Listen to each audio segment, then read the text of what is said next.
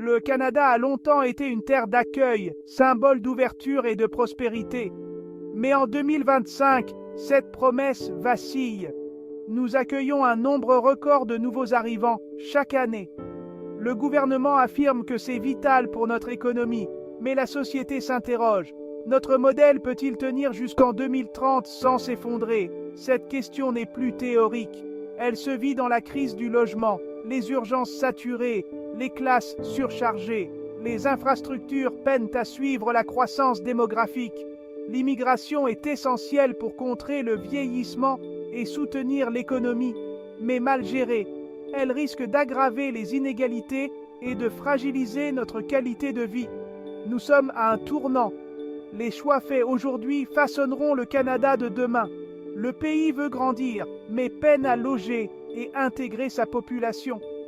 La promesse canadienne d'opportunités pour tous est-elle encore tenable ou deviendra-t-elle un simple souvenir?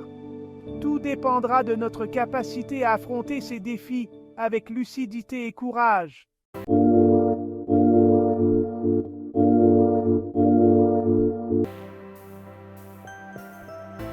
L'immigration n'est pas un hasard au Canada. C'est une stratégie pour contrer le vieillissement et soutenir l'économie. Notre faible natalité rend l'arrivée de nouveaux habitants indispensable pour maintenir la population active et financer les services publics. Le système de points vise à attirer des talents qui comblent des pénuries dans des secteurs clés. Beaucoup d'immigrants deviennent entrepreneurs, dynamisant nos quartiers et créant de l'emploi. Le multiculturalisme inscrit dans notre Constitution façonne une société riche et innovante. Mais ce modèle, pensé pour une autre époque, n'a pas anticipé la pression sur le logement et les services publics. Aujourd'hui, le succès du modèle met ses fondations à l'épreuve. L'afflux record de personnes pousse nos systèmes à la limite. La croissance démographique n'a pas été accompagnée d'une planification équivalente des infrastructures. Le Canada doit maintenant réconcilier ambition économique et capacité d'intégration. Sinon, la machine risque de s'enrayer. Pour beaucoup de nouveaux arrivants, le rêve canadien commence par la crise du logement. Les loyers explosent, les familles s'entassent, certains finissent en refuge.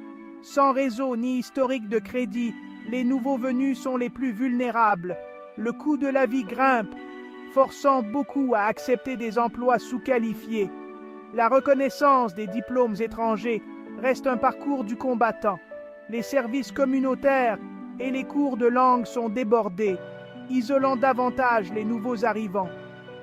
La pression sur les écoles et les hôpitaux est palpable, rendant l'intégration plus difficile. Obtenir un rendez-vous médical ou une place à l'école devient un défi pour tous. Ces difficultés alimentent un sentiment de compétition pour des ressources rares. Le tissu social commence à se fragiliser. Les économistes défendent l'immigration comme moteur vital de l'économie. Sans nouveaux travailleurs, la croissance et les retraites seraient menacées. Mais des experts comme Mike Moffat alertent. La croissance démographique dépasse la capacité de nos infrastructures. Le manque de coordination entre Ottawa, les provinces et les villes crée un déséquilibre. Sur le terrain, les travailleurs sociaux constatent la détresse de familles, sans logement ni soutien. Le fossé se creuse entre objectifs économiques et réalités humaines. L'immigration est nécessaire, mais sans planification, elle devient source de chaos. Le Canada doit trouver un équilibre entre besoins économiques, capacités physiques et obligations morales. Le défi est immense. Concilier croissance et cohésion sociale. Les décisions politiques à venir seront cruciales. Aurons-nous le courage d'agir? Les entreprises canadiennes manquent de main-d'œuvre et voient l'immigration comme une solution. Les nouveaux arrivants font tourner des secteurs entiers, de l'agriculture à la technologie.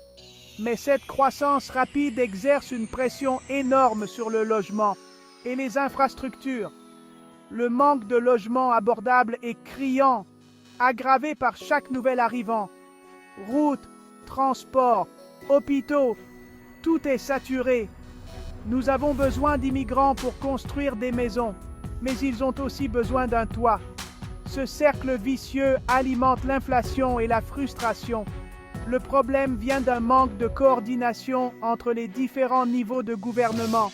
Les politiques d'immigration sont déconnectées des réalités locales. Résultat, une division croissante et une anxiété généralisée. Le Canada doit aligner immigration et capacité d'accueil. Sinon, la tension ne fera que s'aggraver. L'immigration a longtemps fait consensus au Canada, transcendant les partis politiques. Mais aujourd'hui, ce consensus s'effrite.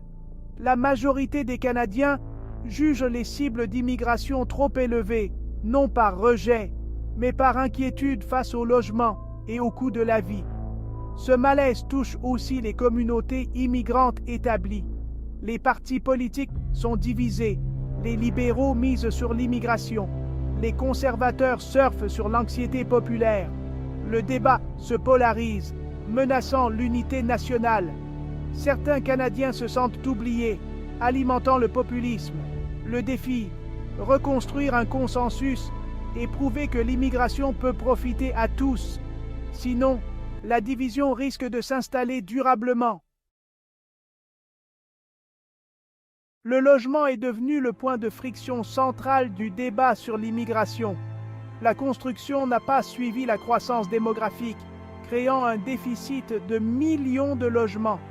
Les nouveaux arrivants, sans réseau ni historique, sont les plus touchés par la crise locative. Arnaques, logements insalubres, rénovations, l'intégration commence souvent dans la précarité. Cette compétition pour un toit alimente le ressentiment et fragilise la cohésion sociale. Beaucoup blâment les immigrants, alors que le vrai problème est structurel. Manque d'investissement, urbanisme restrictif, spéculation. Le gouvernement promet d'accélérer la construction, mais le rattrapage prendra des années.